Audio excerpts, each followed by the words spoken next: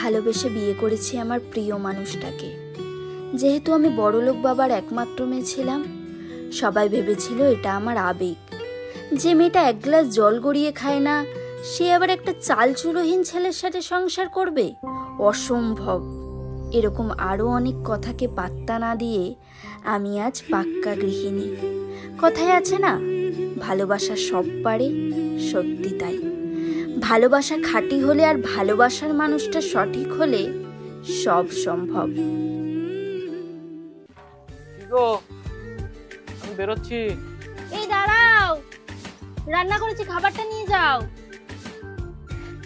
নাও, সময় মতো খাবারটা কিন্তু খেয়ে নেবে। হ্যাঁ, বৃষ্টি পড়ছে, তাই আমি ছাতাটা নিয়ে আসি।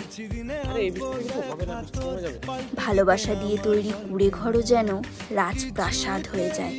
আমার ক্ষেত্রেও ঠিক তাই হয়েছে।